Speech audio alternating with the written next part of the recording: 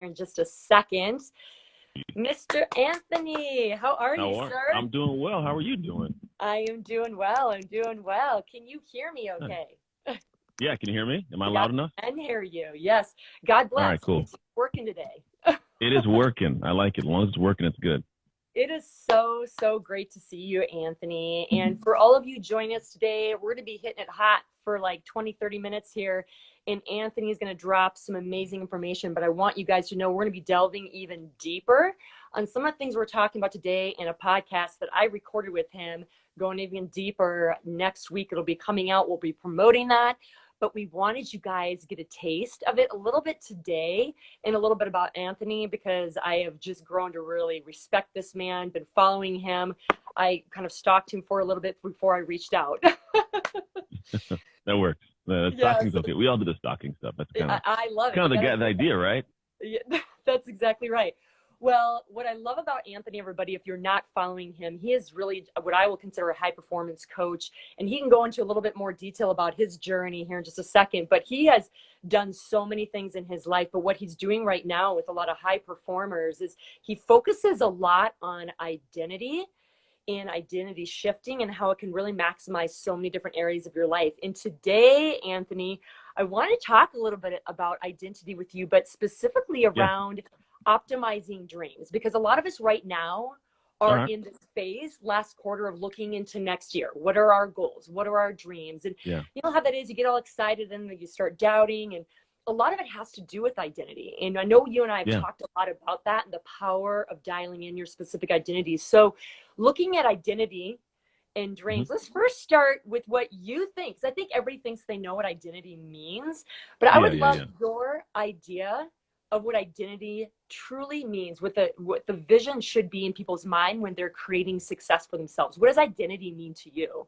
Yeah, I mean, there's a lot of ways to look at it. Identity is this thing when you first hear it, people are like, oh, I don't want to change my identity. That's who I am. And that's true. It's exactly who you are.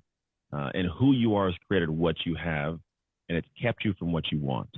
Yeah. And so when you think identity, what I look at it, it's who are you and what do you do when you are not thinking about who you are and what you are doing.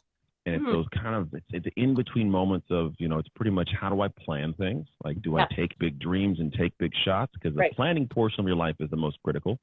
How do I handle the plans when I'm met with the moment to execute? A lot of people make great plans. They step outside that comfort zone, like, I'm going to do this. And then a moment comes, they don't do it. And they could be incredibly talented. They could be incredibly successful already. They can be smart. They can have the wisdom, information, the knowledge. But then what happens is some reason it's just not getting done. I know people that have won or launched podcasts that could be phenomenal podcast hosts, haven't done it. And then there's things that are always these ideas, and they tell people it's going to happen and it never gets done. And then the third moment, which is tied to this, is how do you handle unplanned moments? How do you handle those moments when someone says something, does something, gives you feedback you didn't want, says something, cuts you off in the street? What's your disposition when somebody says to me? How do you filter it? How do you respond to it? Because those moments, they make or break your life. And your identity is in place, and it seeps through in ways that you're completely unaware of until one, almost never, or two, way past that moment. And it's already passed, and then you have to make an excuse, and just all this craziness. And so the realm of identity I work in is like, how do I go back and realize, one, this was programmed for you before you were 16 years old. Yes. Unintentionally by the teachers, the coaches, the TV shows, the radio. It was all put into your brain, and you didn't even know it. None of us knew it. It's just we were trying to figure out how to survive. And that programming ran our lives for a while. It's how we understand what's possible, what we plan for. It's how we handle the planned moments we run into, and it's how we handle unplanned moments. But at this point in life, like, you're an adult, you should choose to make an adjustment and actually upgrade how you operate. You should upgrade that identity, because when you do, you'll feel the same. Like, imagine feeling the same way you do right now in terms of expenditure, not, just when you can get flow, but having that output be more money, more impact, more influence in the world. Like that's possible. But the problem is a lot of us are willing it to be. We're trying to buckle down and get this done. And it's day in, day out. And so you burn out. And then you wonder why all the successful people go like, I'm killing it. And they look like they make it easy. It's like, why is so-and-so doing it? And it's so easy. Well, it's because they took it a step past the willpower and the drive and desire. And it's like, it's part of it. Right. But man, when does it become just natural? When does it become easy? Right. It becomes easy when it becomes who you are to do those things, which is an identity level shift. I love that. And as we're going here, you guys, if there's any questions that you have, we want this to be your time. So please put them in the comment box and we will address them. Yeah. But Anthony, you said a couple things here. In one, I think is actually a couple points here. But the first thing you said is the third component of identity is when we get, I call it triggered. It doesn't matter if it's a person, place, or thing during our day. This whole year, I mean, this year's been a little bit maybe more intense for some people, but even beyond this year, we're going to get triggered. We're going to have people, like I said, make comments or make us doubt ourselves or just going forward. And I think it is such a powerful point that you made about identity and being so dialed in that no matter what the noise is, no matter what anybody is saying, that you're so steadfast, so passionate about what you're doing and who you are, you filter through the noise. What would you say to the crew here that has helped you filter more quickly through, I'll just say the noise or the negative noise or the people that not you? How do you do that with your identity? Yeah, you know, I had that question in my inbox today from, I think it was Jahura or someone from Australia. She says, you know, I want to post videos and it's scary. She's like, the moment that it comes to either record it or it's recorded and to post it, she's like, I just get stuck. She's like, I don't post it because I'm worried about what to do and what are they going to say. And these things become these debilitating fears. And it's like, you know what? It's easier to just not post it and deal with the regret. That's actually true. There's almost an acceptance of the pain, right? And so for me, what I look at is when I want to look through, you know, filtering out the noise, I look at a couple things. And I had a client, actually, I talked to this morning about this. There's a couple things. There's a fear of what if somebody finds me out, that I'm not the greatest? What if another expert sees my stuff and down talks it? What if somebody says something rude or negative? There's a fear around that. And there's also this thought of like, you know, am I the right one to put this out? How can I, you know? And so the noise of chasing a goal is a very difficult thing because what happens is like this noise becomes so loud, it drowns out the voice that says to do this. And then we listen to the wrong voice. So here's what I'm going to give you some coaching points. We've got to work past these things. First off, have some realizations that one, not everybody loves Jesus, man. Like there's like, not everybody's going to love you. And that's okay. And I'll explain to her, you can look at it kind of like this. Whenever I put something out and I get people that are negative and they give me feedback, and well, what happens is my energy goes to that place of like, oh man, this person doesn't like it. And da, da, da. But the reality is I've never met a person in a joyous place inside who's felt like giving that to me. I never met an amazing person like, hey, I'm having a great day. Your stuff sucks. Like it's never been the case. So what I typically find is when people are doing that, it's like it's more about their position, their space. Now they may have a valid point, but the way it's being said may suck, and that's okay. But here's what it does for me. It lets me realize that someone's watching, right? And if somebody knows me enough to dislike me, that means there are a lot of people that know me enough to love me. Totally. Love it. And what happens, and if you can get to the point of sharing enough of who you are that people love you, you find something unique happens. One, people that are in your realm will see that and they'll take care of it. You don't even got to do anything. Right. And then two, get to the point of realizing that you serve the ones who make you feel good. And then the ones who say something negative, you hug them. Like, hey, I'm sorry you felt that my stuff sucks. I apologize that, you know, that I was in your feed. It wasn't my fault. Blame it on Facebook or Instagram. But man, if something's going on in your life and you know, it could help you, I hope you actually read it and watch it outside of what I'm saying. And maybe I'm the wrong guy to say it, but this message could help you. And you press on with your life. So what you do is you navigate that. And here's what you didn't see that I did that a lot of people should do. You should plan out how you respond to things that scare you. Most people don't do what's called fear casting. There's this massive fear of what's going to go on and what could take place. Write it on a piece of paper. Like get a piece of paper out, write it on a piece of paper, and then next to it say, how would I handle this? How would I handle this? How would I handle this? Okay, good. All these bad things happen. I got a plan for handling it. So let me go do this thing. If it so happens, I will do this or this or this. And if something happens in this realm and it's outside of what I planned, well, now I got done a process to figure out a solution. Let me just do a new one real fast. And it becomes less fearful to press out. And then the other part of that is, what's the cost? Like, what's the opportunity cost you're missing for not putting yourself out there and playing above that noise? What are you missing out on impact? What are you missing out on income? What are you missing out on reach? What are you missing out on just expression for yourself? So look at the opportunity cost of what you get past that scary thing, because all the great things, and they happen past the fear. And then if you look in the tactical way of getting past the noise, here's what you got to do. You got to realize that that although there are people in your space that might be further down the road, they could say a message that could be identical to yours. Totally. And someone will not care about them, but they'll like it because they like you. Right. and they'll understand you. And so it's okay to just put your thought out there, your mind out there. Because yeah, some people are not going to like it, but there's going to be people who are like, oh my gosh, I love this, and they lean into your stuff. And so, man, I'm telling you that there's nothing that can go wrong with posting stuff on social if it's your heart. Because even if it's really against the common norm, there's still going to be people that'll be on your ship.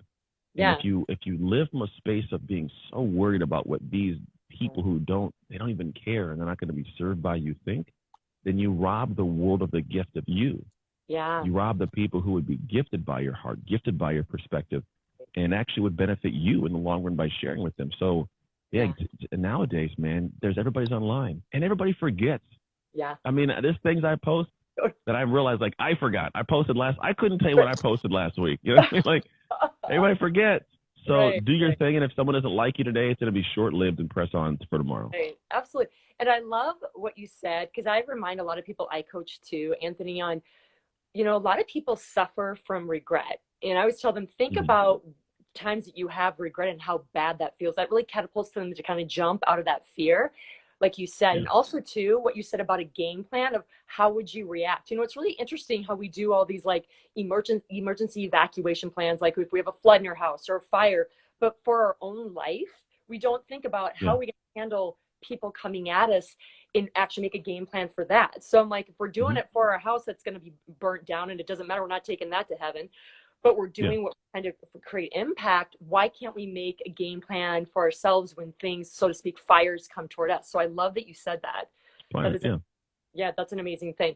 One other thing you said, which, you hear from all kinds of coaches, I'm going to kind of put you on the spot. I don't want to say devil's advocate, but you hear kind of both this. Like, you have coaches that say, it's the last quarter, balls to the wall, let's go for it, push, push, push, and then I have other coaches that say, it might be a time for rest and realignment and looking at your identity piece and reflecting, moving into next year. And I know there's a space for both, but I think a lot of people get confused on when to push and when to kind of pull back.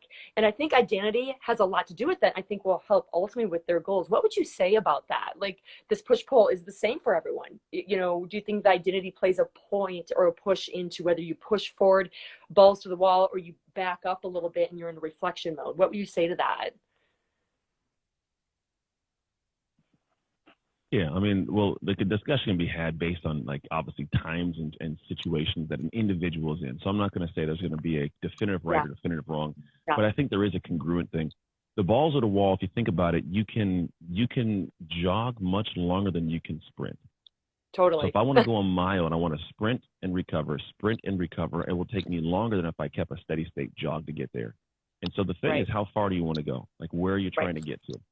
And so when I look at the aspect of like career and think you love career and execution, what I'm doing, where I'm going, the problem is far too many people want to go to these sprints. And the problem is you can't maintain the sprint forever.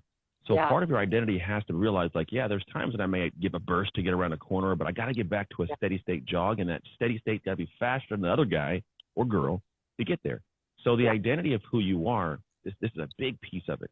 Yeah. Most people, if I sit down and say, hey, we're going to get to work today, here's the things on your list to do. Most people will have all these amazing things on their list, and they'll sit down for that day, and they'll be like, let's say, 8 hours of work to do. And what happens is they get about, maybe if they're lucky, 2 hours of solid flow focus.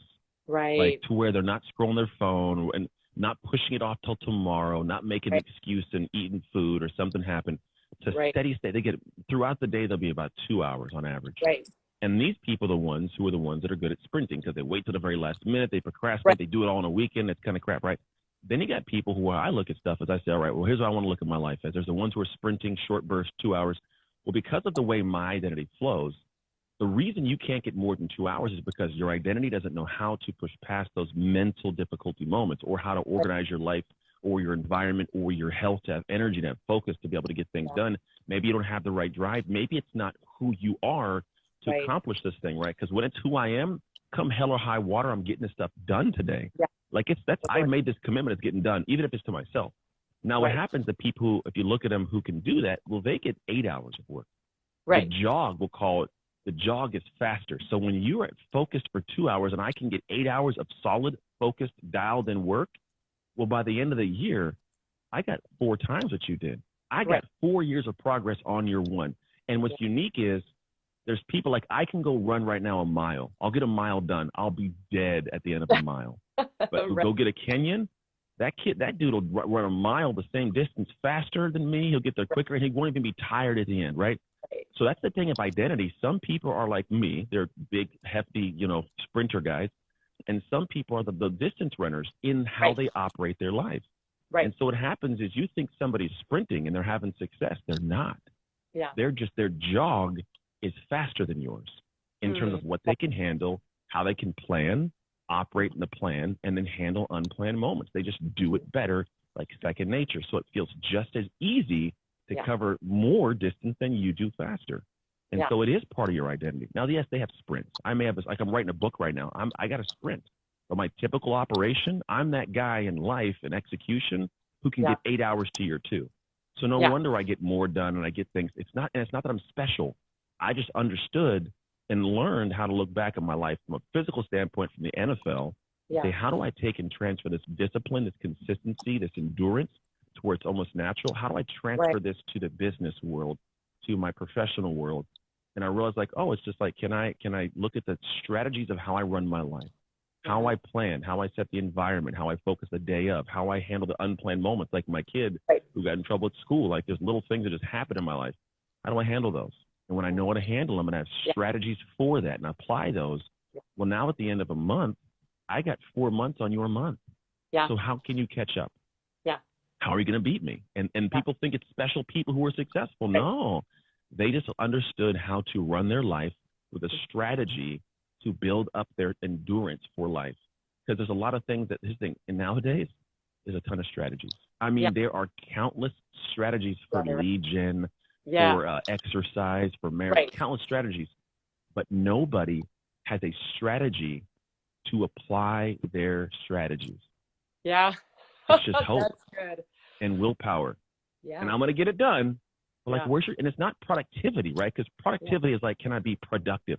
I can be productive for a couple hours in a day, but is it who you are to execute at a level far beyond for longer without getting overwhelmed and stressed? Because that's my identity. And those who are successful, that's their identity at that level. And the moment you get that, like the moment your head goes, oh, there's nothing wrong with me, but if I want that dream, it's not the next thing I know, but it's who I am to get there. Like it ratchets up. And now all these strategies you've bought, and even lack of strategies, some people just get that thing done. Yeah. And you look at them and people go, oh, they're special. No, they are far from special, man. Like I started way behind the ball. I was a foster kid given away, grew up in an all-white family, really poor. Like I grew up far beyond the ball. But at the end of the day, I over time figured this stuff out, honestly, accidentally at first. Yeah. Back into my life, I understand the science and the research behind it. But now it's a process. It's called the shift method that I apply, my clients apply. Yeah. And when you do that, man, it turns the stuff into magic. So you make more money and you have more peace of mind. You get more done and you set bigger goals. You achieve bigger goals. And then it's not even like this. Yeah, I did it. It's like, man, this is really cool. I could do more than this. Like, man, I can actually accomplish more than I ever thought was even possible. And it's cool to see that happen.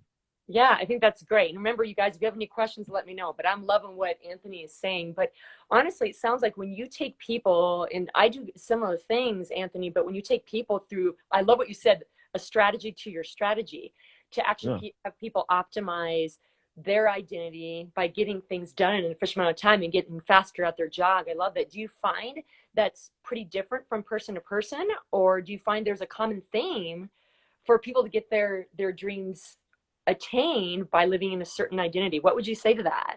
Yeah, it's like I'd probably say 80% of the things are the same for people. I mean, let's be honest. I mean, most people set goals and they get planners, have no idea how to plan. They have no idea how to break down the goal. They don't execute the individual steps. They get to a step and they set aside 2 hours, but it's going to take 10, and they shut down and go watch Netflix. That's some of the same stuff. And there are strategies to how do you organize your day, deconstruct projects. Implement things to spread out multiple projects, to work on more than one at one given time. There's ways to do all this. But then you do have the nuances, which are like, okay, well, their sole focus right now is like, I'm at $1 million in a business. How do I make more? Well, you got to delegate. So now their time isn't doing it, but it's backing up and figuring out how do I teach somebody else to do it. For some people, it's their marriage. It's a relationship issue. And I've been in this relationship for the same amount of time. as this person, obviously, right? But the thing is, we have different things to work on. Like there's different aspects. Absolutely. And so Yeah. it's not a matter of just rigidly doing stuff. Sometimes it's having the energy and the strength to suppress, to give, Right. to pop the Right. ego back, to swallow your pride in certain aspects. There's different work. But Yeah. once you understand what that work is and you accept that work, Right. then it is a matter of like, let me start operating at a different level. Because operation isn't just checking boxes and ticking things off, but it's Right. what's my disposition? What's Right. my fortitude? You know, how Right. am I consistent and disciplined when nobody's watching? Like how do these things operate to where I have this centered pride around protecting that person that does this specific thing when no one else sees it? And then what happens is now it becomes easier and easier to do these things, because when you get to the point of going from like, this overwhelms me, I hate doing this, this sucks, to where I'll feel weird if I don't do this. I'll hate myself for not. Right. There's a release of the Right. release of this energy. There's a release of this like rigid, like, oh, I got to do it.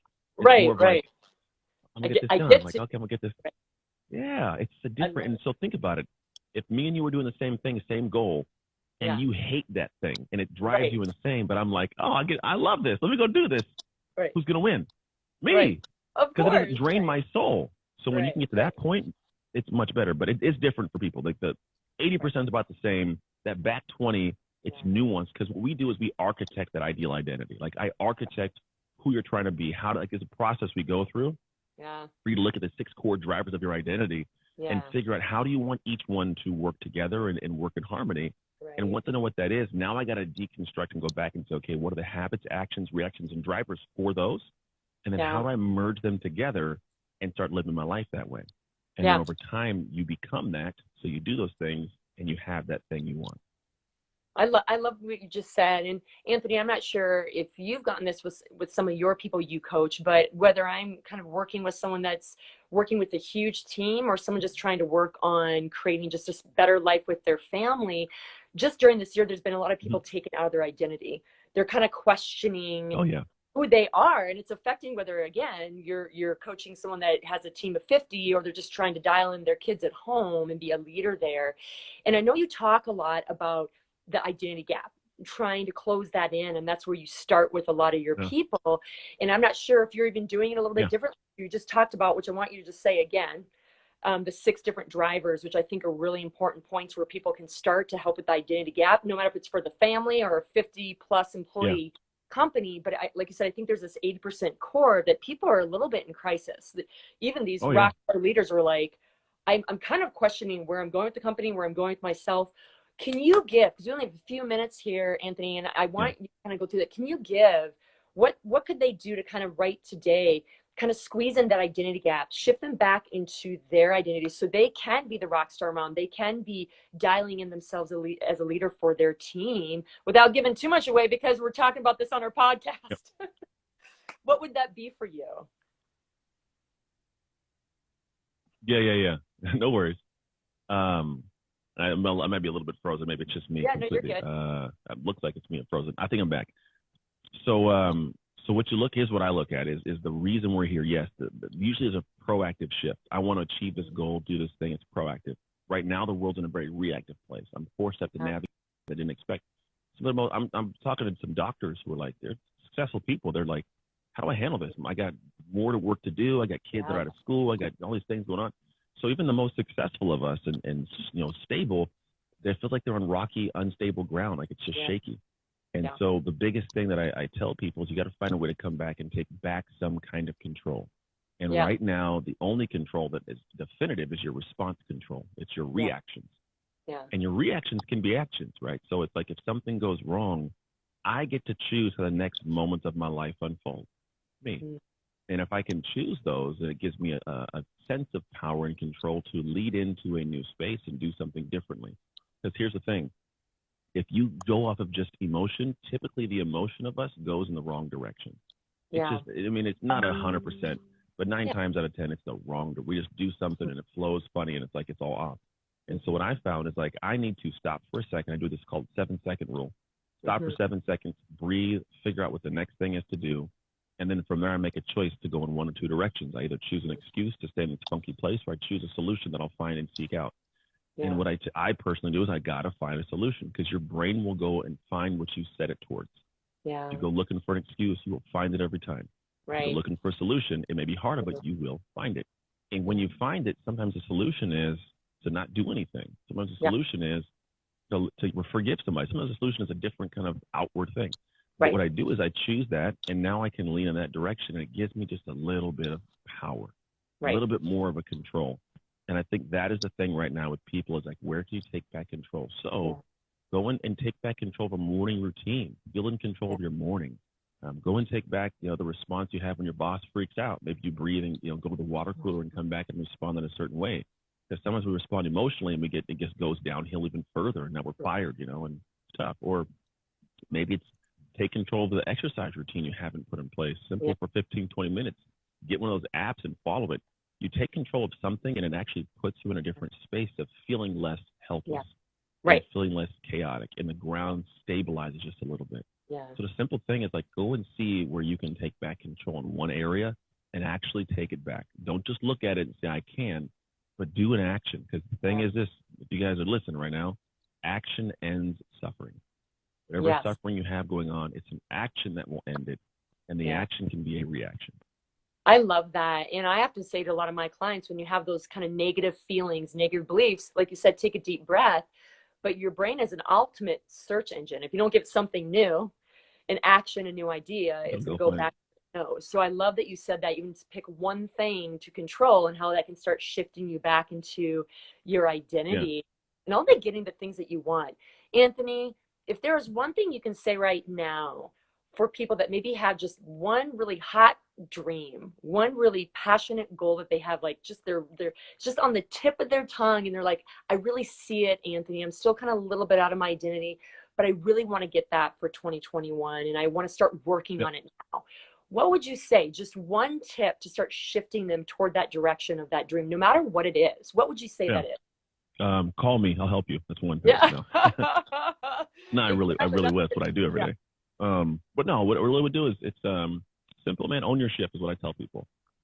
You got to own that there's something you really want to do. When you own it personally and then publicly, it becomes real. Something you have to go towards. Realize you're the person who's going to do it. No one's going to save your life. No one's going to come with a cape and come in, land, and fix everything for you. So it's your responsibility to work on it. Yeah. And then shift. Shift is a verb. Shift your perspectives and thoughts and feelings internally. These drivers we talk about, shift the inside, and then you'll shift your outside. You'll change your environment. When the environment changes, it changes everything. So if I can shift my internal environment, I'll feel a different way. I'll have more levity. I'll feel lighter. I'll feel more driven, and I'll create the outside, right?